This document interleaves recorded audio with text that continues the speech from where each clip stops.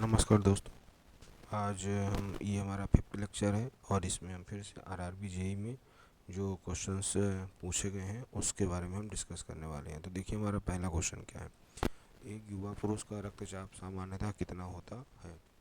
ठीक है, तो आपके पास 4 ऑप्शन है ना। इसमें से कौन सा आंसर होगा। The blood pressure of a young mail human being is normally, तो कितना होता है ये आपको बताना है।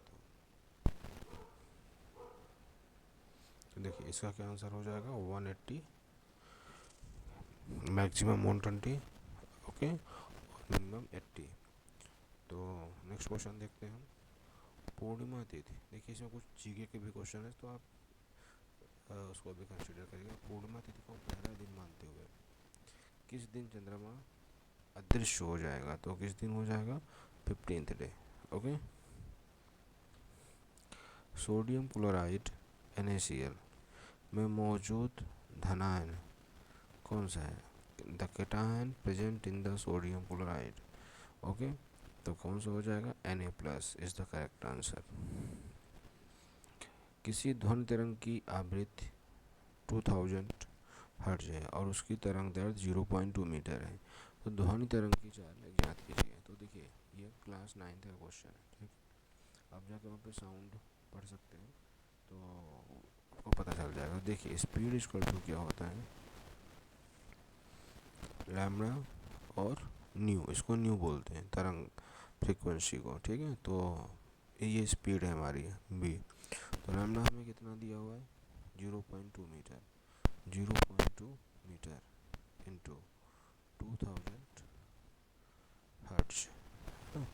ये हमारी फ्रीक्वेंसी हर्ट्ज में होनी चाहिए और ये मीटर में होना चाहिए, अगर नहीं है तो चेंज करेंगे। तो आंसर कितना आ जाएगा इसका 4000, यहाँ डेसिमल लगा देंगे। अब ये आंसर किस में आ जाएगा मीटर पर सेकंड में, इट मीन्स 400 मीटर पर सेकंड, और इसका सी ऑप्शन करेक्ट हो जाएगा।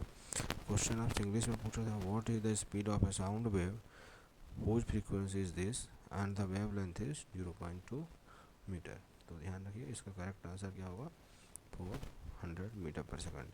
तो देखिए आपका ये फॉर्मूला आपका रिवाइज हो गया है, ठीक है। तो होप सो आपको ये समझ में आ गया होगा। और एक चीज़ और ध्यान रखिएगा, जो आपका लैम्बडा आपका जो फ्रीक्वेंसी होती है ये क्या होता है 1/T होता है, तो इसको भी आप ध्यान रखिए। धन्यवाद। ये तो आपको ये समझ में आ गई होंगी। देखिए निम्न में से कौन सा सबसे कम विषाक्त नाइट्रोजन युक्त कचरा है। सबसे कम पूछा है आपसे, which of the following is the least toxic of the nitrogenous wastage, okay. आपका ऑप्शन है creatine, urea, creatinine and uric acid. तो हमारा करेक्ट आंसर क्या है यूरिक एसिड या यूरिक अम्ल। नेक्स्ट है हमारा, देखिए हम एक फिनोमिना समझ लेते हैं कि जब क्या होता है, ये अगर प्रिज्म है, ठीक है, तो ये अभी इधर क्या है ये रेयर है और ये डेंसर है। तो अगर हमारा क्या होता है कोई रे जाएगी, ठीक है, तो ये क्या हो जाएगी, अगर ये हमारे यहाँ से नॉर्मल बन रहा है, ठीक है ना, तो ये नॉर्मल से दूर जाएगी, ठीक है। बात समझ में आ गई, नॉर्मल से दूर जा रही है। लेकिन जैसे ही यहाँ पे फिर से स्ट्राइक करेगी तो यहाँ पे जो नॉर्मल बनेगी तो ये क्या हो जाएगा, ये हल्का सा इधर टिल्ट होगी। ये जो नॉर्मल है ना इधर साइड, इधर ये नॉर्मल से फिर से क्या हो जाएगी दूर हो जाएगी, ठीक है। बात समझ में आपको आई कि नहीं आई।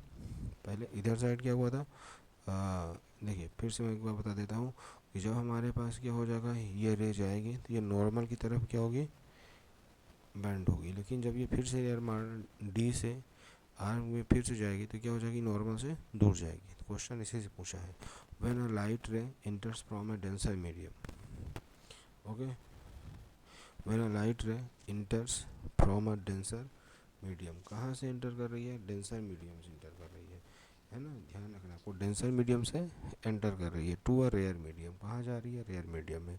से from the glass to air, glass मतलब प्रिज्म ग्लास हो गया और ये एयर हो गया। रेयर हमारा ऑब्वियस सी बात है रेयर होता है। हाउ डज द लाइट रे बेंट, तो किधर वो होगी, तो वो क्या होगी away from the normal. Hope so आपको चीज़ें समझ में आ गई होगी, ठीक है। एंटर कहाँ कर रही है फ्रॉम द डेंसर, एंटर कर रही है रेयर में, कहाँ से कर रही है डेंसर से, इस चीज़ को आप समझ लीजिएगा। मीथेन निम्नलिखित में से कौन सा जीवांश मीथेन का मुख्य घटक है? तो देखिए लास्ट क्वेश्चन हमसे पूछा था कि ब्यूटेन किसका है, तो ब्यूटेन किसका है? ब्यूटेन है एलपीजी का। और मीथेन किसका है? नेचुरल गैस का, CH4। ओके, नेक्स्ट देख लेते हैं हम। जब कोई वस्तु कब द्रव में तैरेगी? तो ऑब्वियस सी बात है, जब उसका क्या होगा, वस्तु की डेंसिटी क्या होगी, लेस होगी। किससे?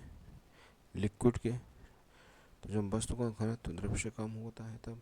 When does an object float on a liquid? When the density of the object is less than that of the liquid. Okay, निम्नलिखित में से कौन सा धातु का बाहरी आवरण है? तो इसका करेक्ट आंसर हो जाएगा इनेमल। देखिए बाकी ऑप्शन आप खुद से चेक कर सकते हैं, मैं आपको फटाफट रिवीजन करवा रहा हूँ। Which of the following is the outer covering of the teeth. तो होप्स आपको ये समझ में आ गई होंगी। तो दोस्तों, ये जो पूरा का आपके लिए मटेरियल तैयार होता है, इसमें बहुत मेहनत लगती है। तो कम से कम आप लोग इस वीडियो को 5 फ्रेंड्स के बीच में शेयर करिए। और चैनल को अगर आप नए हैं तो सब्सक्राइब कर लीजिए, और अपने फ्रेंड्स को बोलिए सब्सक्राइब करने के लिए, और वीडियो को लाइक कर लीजिए। धन्यवाद।